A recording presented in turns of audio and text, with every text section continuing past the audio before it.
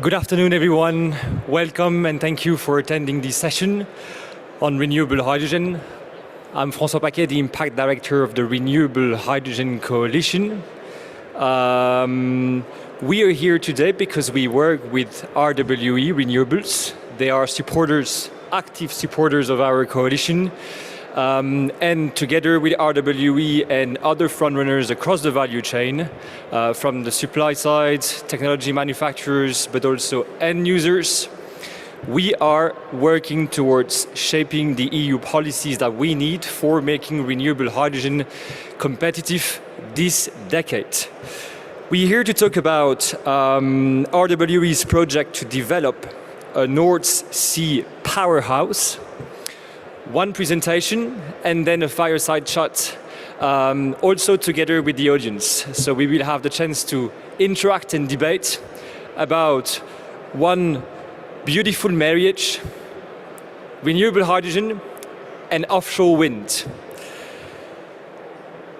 So this topic is getting more and more visibility and has a lot of appeal to unleash the power of renewables, but also the power of renewable hydrogen. What are the opportunities? How do we make a roadmap possible for that two solutions to be married? And more importantly, what is your opinion about it?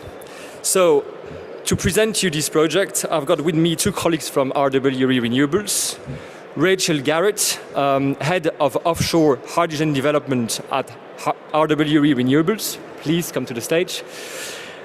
And then Renske Eestma, Director Offshore Wind Development Europe, also from RWE Renewables. The floor is yours. We'll have your presentation and then we move to a fireside chat. Super. Yes. Oh.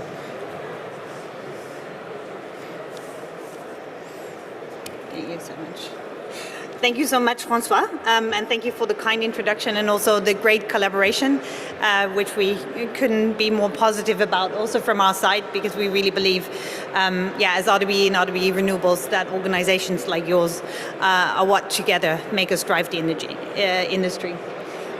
So a little bit about us and our position in offshore wind and the combination with hydrogen and offshore hydrogen, as we say. But as François introduced, it's late in the day. We're happy that we are still competing with the nice sun outside and a nice evening that hopefully await all of us.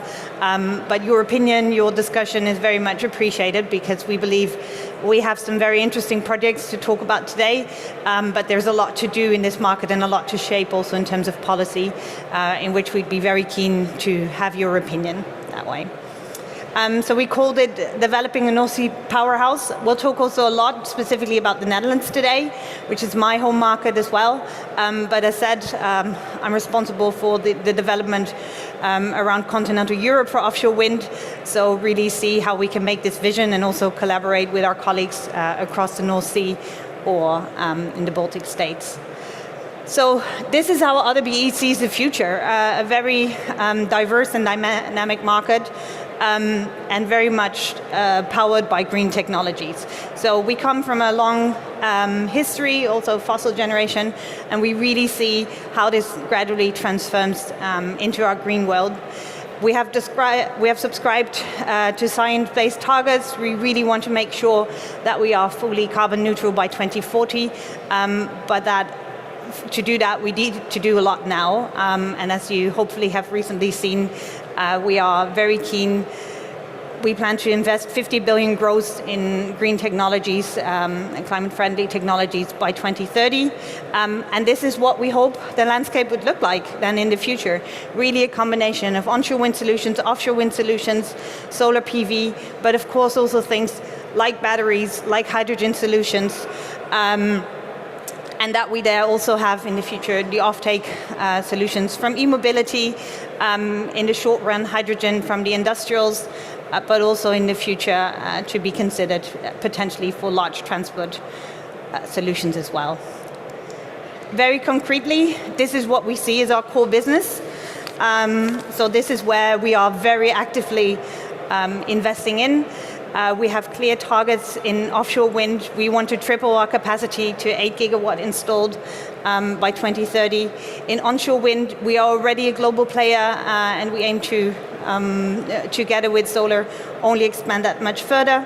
But clearly combined is also with the batteries, the flexible generation, the hydrogen, and then commercial solutions where we have our big RWE supply and trading company as well.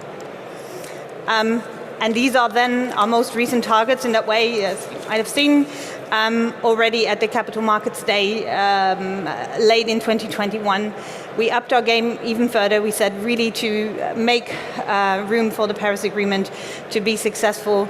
We have a target of adding a further gigawatt of capacity additions per year. And as you can see, of course, a lot of that comes from offshore wind. But we also already have a significant role there for hydrogen. So here it might look small, but this is on a yearly basis. So by adding an average of 200 megawatt a year, we do aim to also have a 2 gigawatt installation portfolio by 2030 for that. But as said, the core of it is still the light green and a lot of expansion opportunity that we see at the moment in offshore wind. So I will hand over to Rachel to give you some more detail about what it looks like there.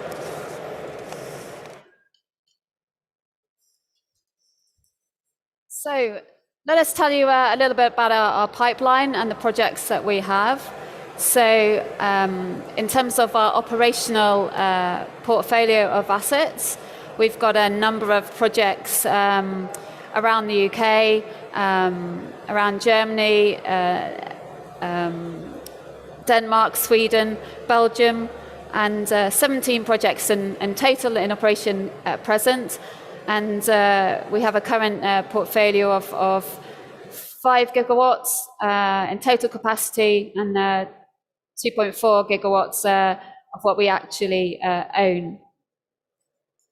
In terms of our asset portfolio in development and construction, we've got 14 projects currently in development across the UK, which is predominantly extension projects, and across Germany, Taiwan, Sweden, Denmark, Ireland. So you can see that we're active across Europe and also in APAC. We've got projects in construction. We've got Kaskasi in Germany, Triton Knoll and Sophia. And those projects are progressing really, really well. But it's not just about the projects you see here. We're also participating in tenders across Europe, across APAC, and also the US. And you will have seen recently our recent success with New York Light, which obviously we're very, very proud to have achieved that. Now let me tell you a little bit about hydrogen. That's why we're here. So RWE really believes in the potential of hydrogen, of green hydrogen. And RWE is one of the few companies that is actually present across the whole value chain. So we can produce the green power, we can produce the hydrogen, we have the expertise to do that. We can trade hydrogen, we can store it, and we can also supply. And we also have a fleet of CCGT, so we're a potential off-taker as well. So we're working with a number of really prominent industrial partners to realize more than 30 projects. So we've got over 10 gigawatts of hydrogen-related projects in the pipeline in both onshore and offshore hydrogen. And we're looking to expand that as well. And that's one of my key aspirations, is to really make renewables, hydrogen global. And I'm certainly expanding offshore hydrogen on a global scale with my team. So we're definitely working at the moment to scale up our projects to really develop the technology that we need, scaling up the projects, and ultimately we want to be able to deliver standalone offshore hydrogen. And just to tell you a little bit about some of our projects. So as I say, across RWE, we've got more than 30 projects, but some of our offshore hydrogen projects, I'll tell you a little bit about those. So we've got the Aquaventus family of projects in Germany, comprising of a demonstrator, a 300 megawatt kind of pre-commercialization scale project, Aquasector, and then the 10 gigawatt vision for really opening up and scaling up with a hydrogen pipeline to Germany mainland. And we've also got North H2, a project in the Netherlands, which we hope to realise 4 gigawatts of offshore wind connected to hydrogen by 2030.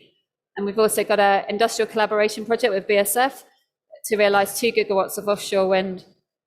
And also a Hartzee op Zee project in the Netherlands, which again is it's going to be a first really. And I'll tell you a little bit about that later on in the presentation. But that's 300 to 500 megawatts of offshore wind and offshore hydrogen in the Netherlands. So all of these activities with offshore wind and hydrogen is really about meeting RWE's goal of carbon neutrality by 2040.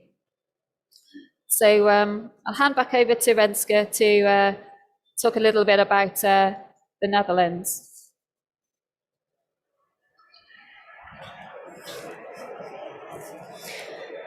Yes, because the key focus is then, where do we bring this all together? So as we say, we see a great opportunity both in offshore wind and in hydrogen. We're active global, but of course we have home. And a lot of people know RWE as a German player, but as we say, we're a global player, but we have also 3 home markets, I would really say. There's also the UK, and also one of the core markets is really the Netherlands, where we already have over 100 years of generation experience. We're very much known as a generation company, also with a fossil portfolio. But also here, the growing green strategy fully applies, and it's all about how do we transform this as responsibly, as fast as possible, while securing the supply for the country as well. And that's what you can also see here. We are a good player. We have over 600 employees. We have a portfolio of generation assets in the north, in the south as well. But we are very rapidly evolving to our renewable portfolio as well, where we have already over 300 megawatt installed of onshore wind and solar PV farms, but we also focus on these innovative technologies. So for instance, we have a floating PV farm already next to one of our fossil generation plants actually, and we also focus on other topics like biodiversity. For instance, we're testing a Black Blade project as well in the north to see how that works onshore, building on the great results that were already proven there in Norway, with a significant impact on the fatalities of birds, and seeing how this can also be rolled out further within Europe globally, but also offshore in that sense. So for us, it's really about how do we ensure that the generation capacity is gradually transformed to our future technologies, as we say, also with biomass, some gas, but really as the core in renewable technologies. And then in the Netherlands, where do you easily go? You go offshore, because honestly, we have an amazing coastline, of course, in the Netherlands. The beach is a little bit different than over here. It's not as sunny, but there's plenty of sand and plenty of amazing places available, and very good wind resource, and then a great North Sea area with excellent opportunities to build offshore wind. And the good thing is that the Dutch government has recognized that. I would say it was already a good roadmap until 2030, but very recently, the announced ambition and very recently materialized roadmap with the actual sites here is making sure that there will be a capacity addition of 21 gigawatt by 2030, and that's something we fully support and which we really believe is required to make sure this generation portfolio is in a responsible way replaced. But together with that, there are more unique things in the Netherlands. In a relatively small country, we see also on the right-hand side, there are very significant industrial clusters. And those are really off-take solutions where we see that hydrogen could play a role. There's fertilizers, there's steel industry. You see in the north, a cluster of industry around Groningen. You see, of course, the port of Amsterdam, the port of Rotterdam, and also south from that, very big chemical companies, and all of those are potential users and large off-takers for hydrogen as well, in combination with a great experience in gas distribution and all that. So we make the beautiful marriage to hydrogen easily. And we see also a very strong political willingness. So we have named here a few of our knowledge partners, like the very Dutch names, but Knowledge Institutes, Grow Program, all that, where we really see there is a willingness both of the industry and the government to work together to make it happen. I will say honestly, a lot has to still be figured out, both in the offshore wind roadmap as well in regulations and operational issues for hydrogen. But because the political willingness is so strong, I think it delivers a very solid investment climate also for companies of ours, and therefore it's really our core market for growth in both offshore and especially wind and hydrogen combined in that sense. And therefore we also have already a few very significant projects, so both early stage testing, stepping stones, what we would call a H2OC project, where Rachel will tell a bit more about, to in the end come to the large scale rollout of the North H2 and the combination of a backbone, which hopefully from the Netherlands could also go to Germany, to areas like Noord-Rijn-Westfalen and the Belgium area to really transport to the needs for hydrogen of the rest of Europe. Yeah. So let me tell you about one of our flagship projects, HyPSOPC. You may have seen some news in the press in recent times. So this is what we hope will be a world first, the first large-scale offshore hydrogen project. It's 300 to 500 megawatts with our partner Neptune Energy, and we currently consider, centralized hydrogen production as well as decentralized. So starting this month, we'll now start that kind of concept development phase. But this is a project where we want it to be a demonstrator, where we want to use existing infrastructure, so an existing pipeline, so we can actually realize 10 to 12 gigawatts of offshore hydrogen. And this is just to get it kick-started. So the vision we have is that we can deliver this demonstrator project by 2029. And we expect to see a tender kind of end of 23, beginning of 24, where we can get the right to develop it. And we hope that this will then initiate, the scaling up and much further deployment of offshore hydrogen in the area, with that pipeline to the backbone, incorporating storage and mass hydrogen production offshore. So this is a really special project for us. And we've also await National Growth Funding decision in the next couple of weeks, which will really help support the project and get it going. So we called this project, this presentation, about the powerhouse. And what does that really mean? Well, if you kind of look at all of the activity in the North Sea, we're developing offshore and hydrogen, UK, Germany, Netherlands, and we all have different markets. They're all different markets. They all have different rules and regulations, policies, strategy, support mechanisms. They're all in different phases. They're all in different places, and there isn't, that real alignment there. And we see a real opportunity if we can kind of collaborate and cooperate more, for the benefit of North Sea development. If we have the same rules, if we have the same regulations, if we can, really bolster up our European supply chain, if we can actually have an alignment in our strategy, we see as just a fantastic opportunity here to really fast track and scale up significantly quicker. And it's pretty evident that, with hydrogen, with gas pipelines, we're going to be working across boundaries. And that if we can, repurpose more infrastructure, it makes more sense if we can do that across these boundaries and really look at kind of aligning what our vision for the North Sea is and really kind of plan and map that together. So it's about alignment and trying to have a more seamless market. Then it's all about the energy transition and how we actually take all of that knowledge and how we can actually then apply that knowledge globally to really expedite that energy transition globally.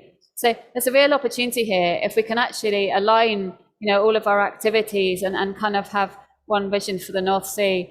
And I think we'll be able to realise something bigger and faster with that collaboration. So Renske and I have kind of talked quite a bit about what we're doing in RWE in offshore wind and hydrogen, but we did want to kind of pass it over to you, and would like to kind of start asking you some questions and to see what you think about offshore wind and hydrogen.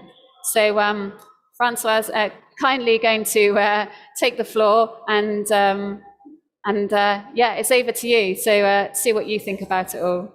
Thank you.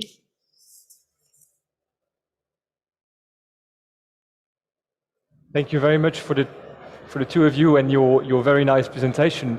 Big congrats on the big numbers lined up over there. You're part of what we call the doers of making a nice ambition a reality. So that's very interesting and good to hear. A lot of questions are rising from these slides. So we wanted to hear your opinion about what you heard. I'm just going to try to get back the slides. That will help for the conversation.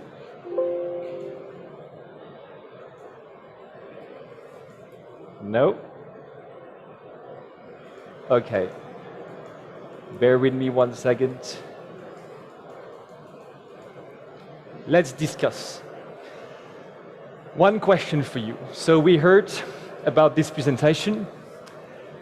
When we talk about decarbonization, should we prefer electrons or molecules? Anyone has a preference? Who prefers electrons? Maybe you can raise your hands. Who prefers molecules? You can do. Half, roughly. Maybe there is someone who would like to provide an answer to that question. You over there, we will give you a mic. Why electrons or molecules, please? Thanks. If you could just frame that question slightly differently. When we're thinking about whether it's electrons or molecules, I guess my question would be, in deciding this, at the moment we can't build enough renewable capacity for the electrons we need now, but we're talking about building enough renewable capacity to green that in the future and build enough to produce new molecules for demand that doesn't yet exist. So how do we build everything if we can't even build it now?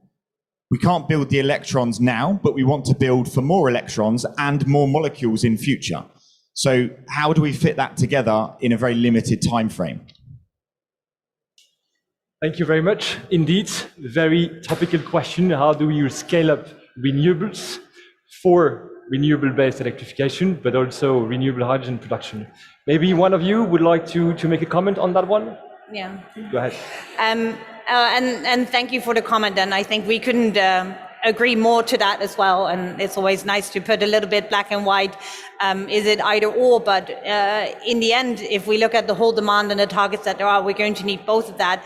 But we fully agree as well that one of the key issues is actually the supply chain and how can we do this all together.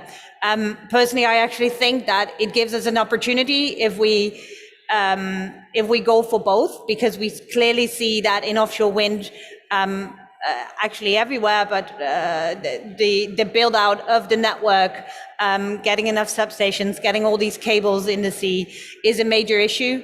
And therefore, something we haven't even talked so much about here is that one of our clear visions would also be in this North Sea powerhouse to try and reuse as much as possible what is existing. So if we can really reuse existing pipelines, not for blending, but really for full H2 transport, we believe especially for offshore wind parks that would go further offshore, you would have a unique opportunity. You don't have to disturb the life in the sea again, and you would actually resolve a major supply chain bottleneck. So there's a lot to do, but we actually believe by betting on both technologies, you can at least solve some of the supply chain issues and in that way accelerate the total rollout. Yeah, and to further answer the question as well from my side, the electrons and molecules, we probably need both. The potential of renewable hydrogen is to bring renewables were not able to go before, to sectors that cannot be electrified. And so that's the magic of those two complementary solutions to bring renewables everywhere, in one word. Next question. Development in parallel or one after the other? Who would like to prefer in parallel? One after the other? Okay, clear preference. In parallel. Anyone wants to react on that? Sir, maybe we have a mic?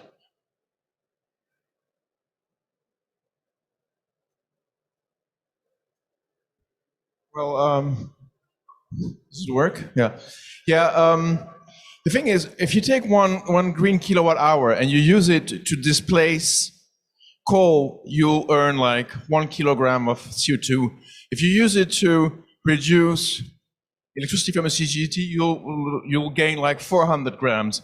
If you use it for H2, for hydrogen, and you will reduce SMR production, it's only 200 grams per kilowatt hour. So basically, if you want to optimize the use of green electricity, hydrogen is the very, very last way to use it.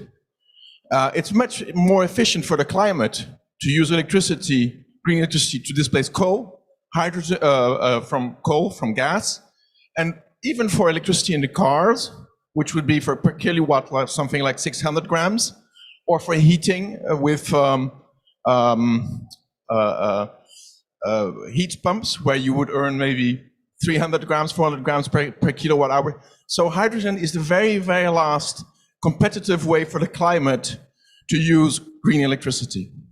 So yes, once you have used, when you have displaced all coal, all gas, all petrol from cars, then there is room indeed for hydrogen. Thank you very much. And yes, the energy efficiency principle across the entire energy system is very important. Very good comment. Any reaction from the two of you? Rachel?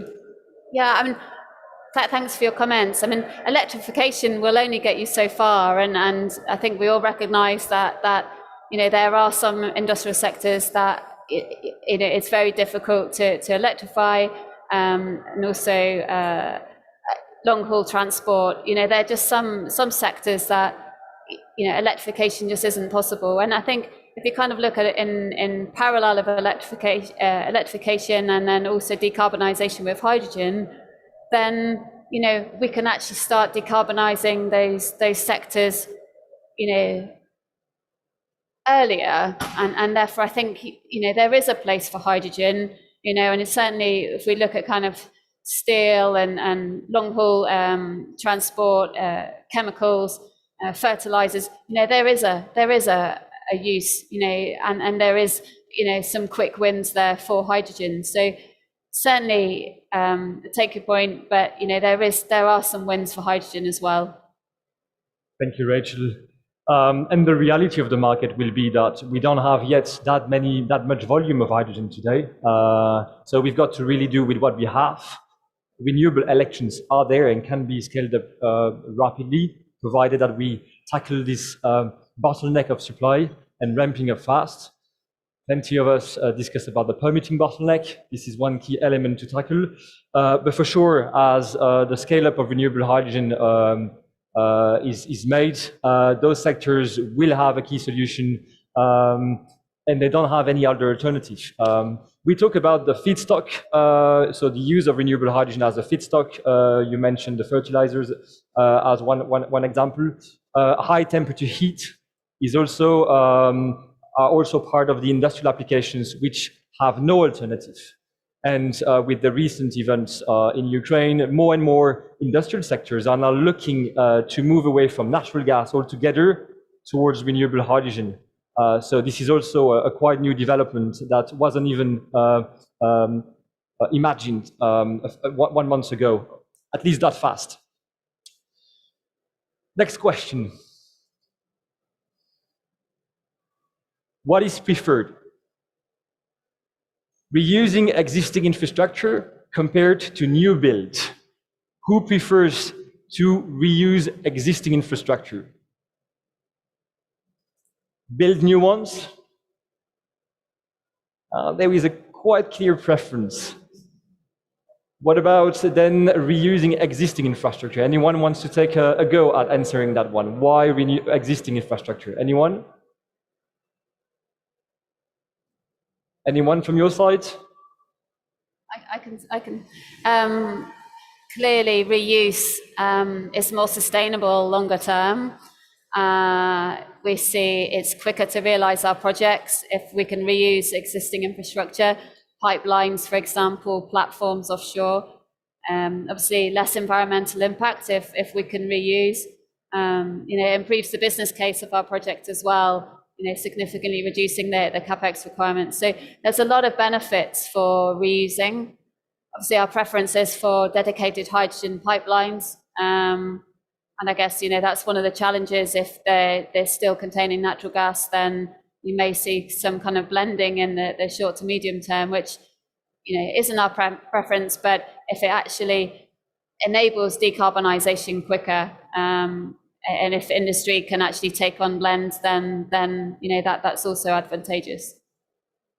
Yeah, and infrastructure can be understood in the broader sense. You mentioned natural gas pipelines, grids that can be repurposed for renewable hydrogen transport. We can also think about existing wind infrastructure and the potential of repowering those existing infrastructure with the great potential of reducing the amount of turbines while increasing the output, because of the efficiency and size of those turbines has increased over time from the previous generation. So that's also another way of looking into reusing infrastructures for making it cost competitive for everyone. There were a few people with the new build preference, which I'd be very keen to hear from if they want to. Go ahead.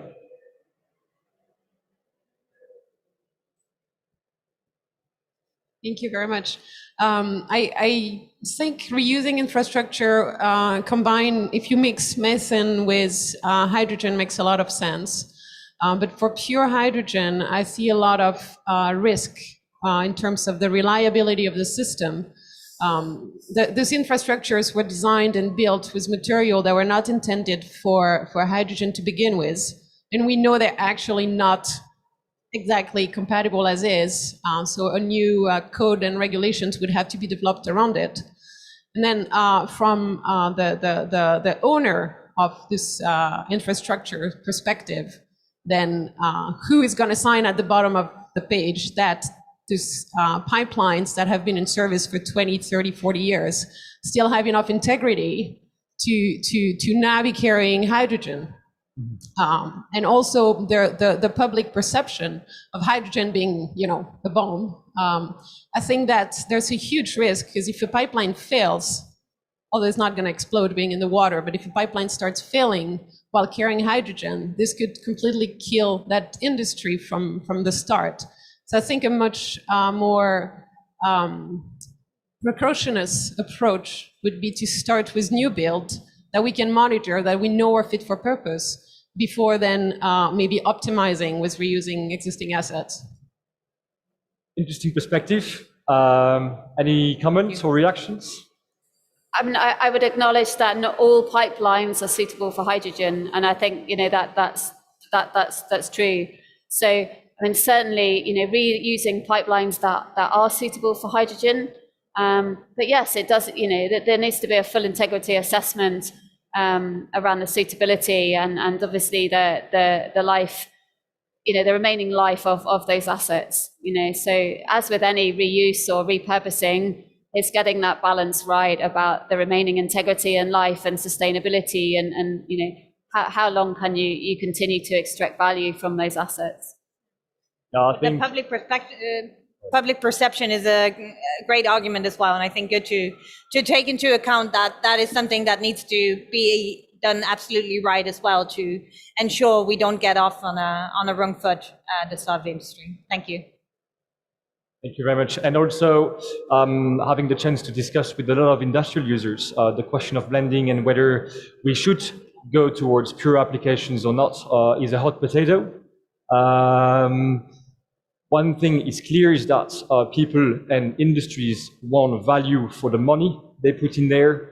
There is always the question of the decarbonization potential of hydrogen. When you blend that with methane, that decarbonization potential goes down because of the energy density difference between natural gas and hydrogen. So you need to put more methane into your blend. You pay higher for such a blend, and you get less benefits for your decarbonization potential. Very hot topic here. There was a reaction over there.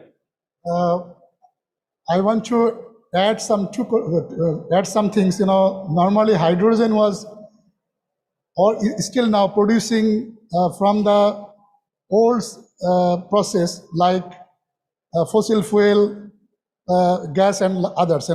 So it is not properly decarbonized system. So nowadays, if we think about the green hydrogen as well as gray hydrogen, or blue hydrogen. So if you think about the green hydrogen, gray hydrogen, so it comes from the biomass and some other fossil fuel. But if you think about the blue hydrogen or green hydrogen, the concept is very new, and the source of power is solar and wind power. So if you add these things, and if you want to do this in industrialization for internationally or globalized system, then you need the new technology, not the existing one. Thank you very much. I think this is a key comment. Would you like to react? No, thank you. New technologies, I think that's exactly the focus we need to look at. We also have to make sure that in Europe, the recent events were very clear. We need to move away from any kind of dependency when it comes to energy. Renewable hydrogen produced partly in Europe is the best way to have an energy that is ours, that doesn't come from elsewhere. And I think this is where it's important to focus when it comes to pushing and using policies to support something. There is another element. Blue hydrogen comes from natural gas. There is the methane leakage element, while we know that for renewable hydrogen, there is simply no emissions produced in the production phase. So I think these are very important elements we keep in mind where we are talking about the energy system of tomorrow. Very important and last point, the competitiveness of blue and green hydrogen completely disrupted over the past 5 months. And this is even worse today because of the war. And I think this is very clear that renewable hydrogen has become cost competitive with blue hydrogen. So it's very clear from the point of view of investment. Moving on. Key question here, offshore or onshore production. Anyone has a preference? Offshore? Onshore? Little difference. It seems that offshore seems to have more potential from the point of view of the audience. Anyone wants to take a go at answering why offshore wind has a lot of potential for renewable hydrogen production? Please, sir.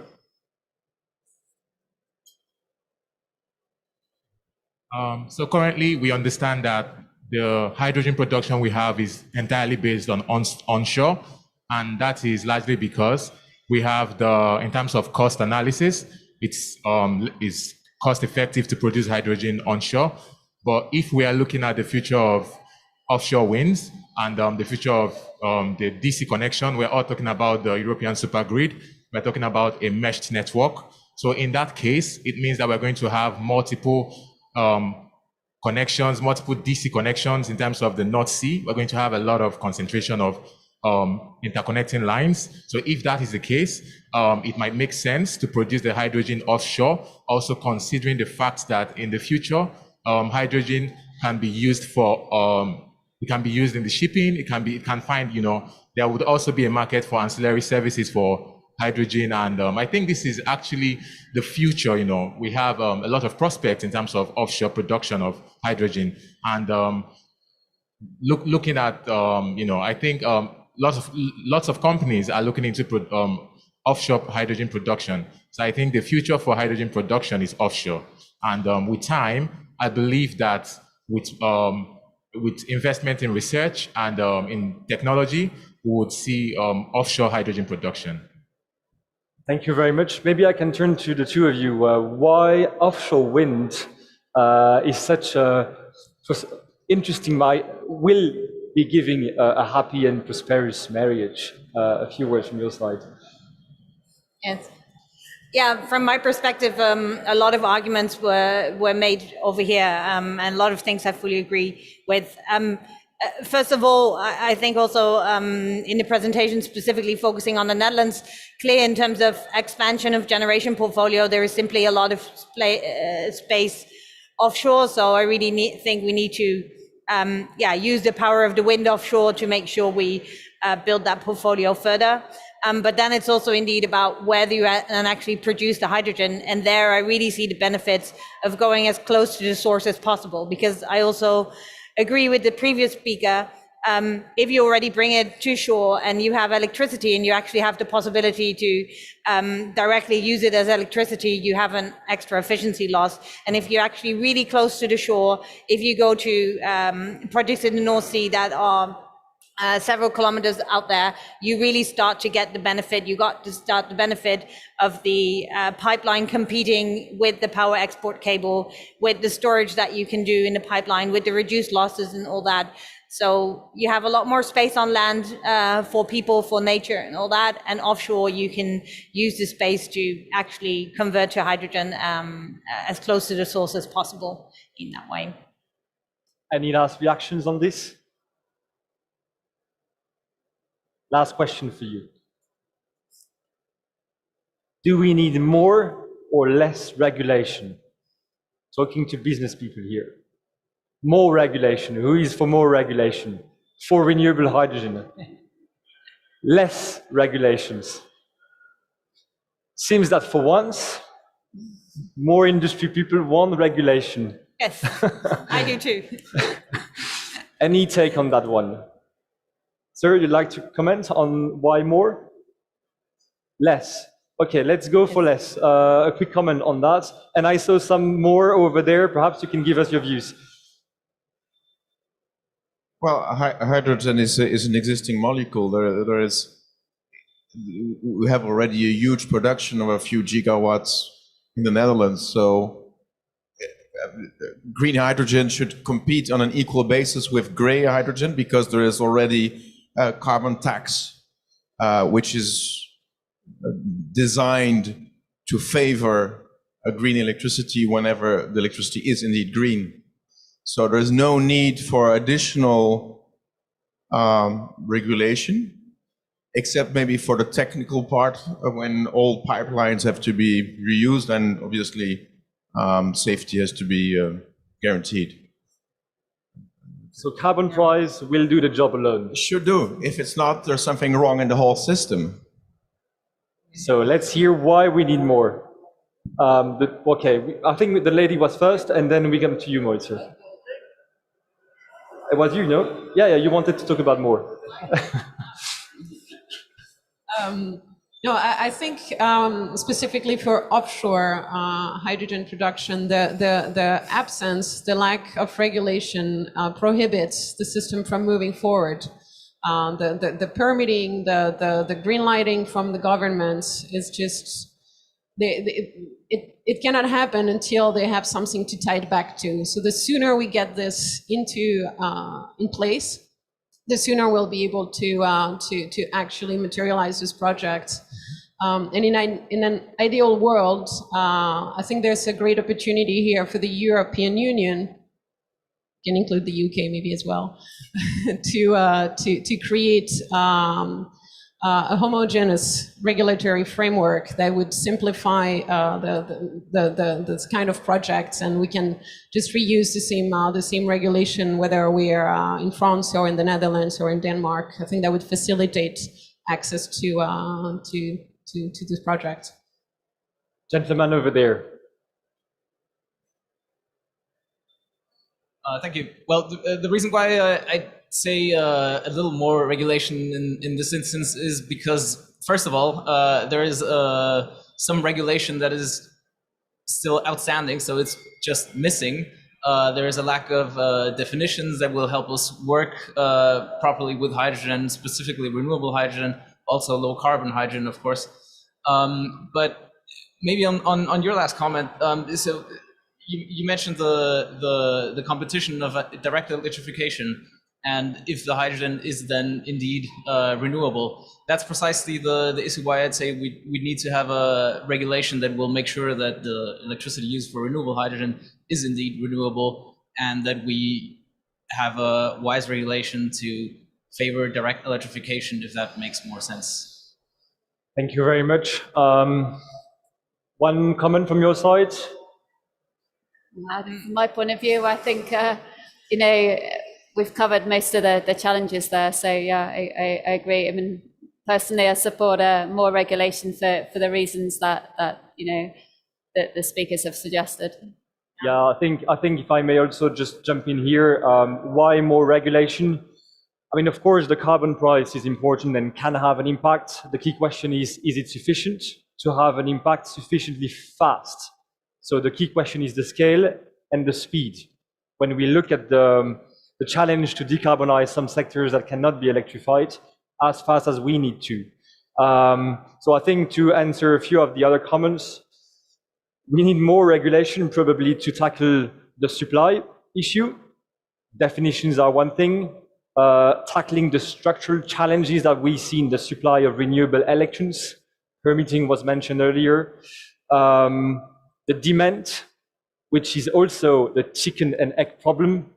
We need to secure the demand so that the supply can follow and secure the business case for the supply. I think there is a lot of work being done at European level to have clear targets for specific sectors that cannot be electrified, and this is going to help the supply to follow.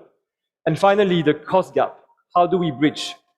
Because the carbon price will certainly not be sufficient, apparently, from what we hear from the experts. We need support to bridge that cost to allow for those off-takers to make the switch as soon as possible. What does that mean? CapEx and OpEx support. The two will be necessary together. And as we move forward towards more deployment, the CapEx will be reduced, but the OpEx will still be necessary. I'll stop there. That was a lively debate already. I'd like to thank you for attending this session. Thank you to our two presenters, Rachel and Rensker. With that, we wish you a very nice evening, and thank you for joining us today. Thank you. Amen. Thank you.